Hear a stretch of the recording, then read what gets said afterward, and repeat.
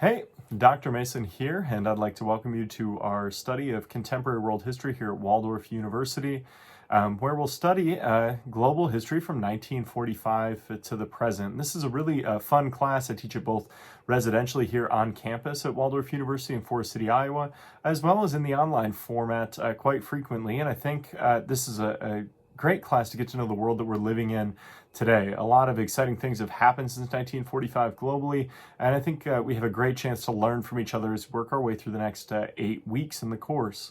As we get into this, I guess some things you could know about me. I'm the chair of history here at Waldorf University. I chair the Department of History, Geography, and Political Science. I've been here at Waldorf for about 8 years now. And I do teach a variety of classes residentially.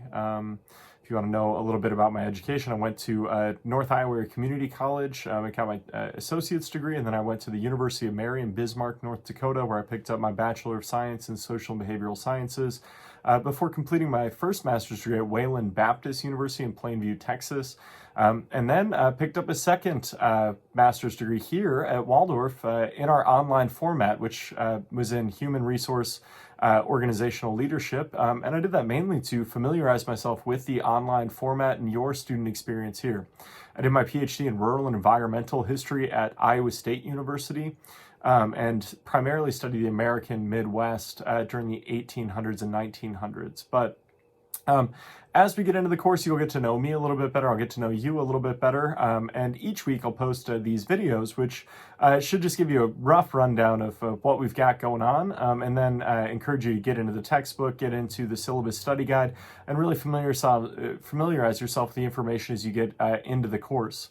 So on our first discussion board here, I want you to introduce yourself to your classmates with your name, location, what you do, what your future goals are, what you're doing here at Waldorf, and how hopefully a degree will open things up. The second thing I want you to think about is colonial philosophy, and you'll get familiar with that in the e-textbook, which you can find in the Blackboard shell under e-textbook. And it's going to talk about assimilation and association as imperialist era theories. So as you do this, I want you to take a look at those, familiarize yourself with what they are, and then talk about them a little bit on the discussion board. As we get into the discussion board, I really have expectations for you to bring your own unique perspective. And that's one of my favorite things about teaching online is everybody in the Waldorf online community brings a wealth of different experiences and perspectives into the classroom, and we can really see those on the discussion board each week. And so as we talk about these different things, I want you to be who you are and represent that viewpoint. I think we all know what bad discussion board posts look like. If you don't, a lot of times it's really brief thought that kind of regurgitates what everybody else is saying, doesn't bring in any research, and then in your responses is just like, I like what you did there, good post. Please don't do that. I want you to be who you are and bring in the valuable insights that you have. Also think about bringing in some research. History is largely about research. That's why I think this is an important part of your studies here. The things that we do in history as far as digging into different types of sources, comparing them to create meaningful analysis, and then using them to communicate the things that we find to others are skills that play ball in pretty much every professional field. So as we do this, hopefully across the course, you'll have a good opportunity to practice those skills each week, both on the discussion board and then in the other assignments you have. So on the discussion board, you need to get that first post in by Saturday night at 11:59 p.m. Central Standard Time. You need that follow-up post by Tuesday at 11:59 p.m. Standard Time. Important to note, discussion boards cannot be extended due to Waldorf University policy relating to the participatory nature of the assignment. So please get those done on time. I mean, getting your work done on time is an important part of life, generally speaking, and whatever you probably do for a living. The other thing you got to do this week is an assessment for Unit 1. It's got two main questions, a little bit of matching. You can pull those dates out of the textbook. But what I'm more concerned with are the assessment questions, where I do expect you to bring in some knowledge, fully develop the analysis that you're putting together. And so you're going to talk about some of the chief ideas associated with liberalism and nationalism and how those are put into practice in different global regions. That first question needs to be at least 200 words in length. I think it's very difficult if you're trying to just go to exactly 200 words to describe those adequately to get full credit. You're going to need to fully develop that analysis and create a comparative element.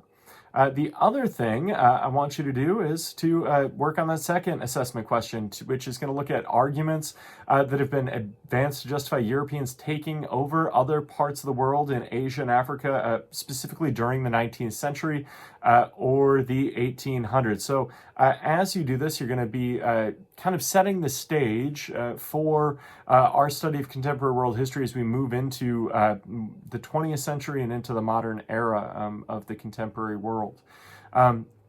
Other things, I think it's really important to set a schedule as you work through these online classes. I know many of you have a lot of different challenges and opportunities to be successful here. I know most of you have other things that take up a lot of your time.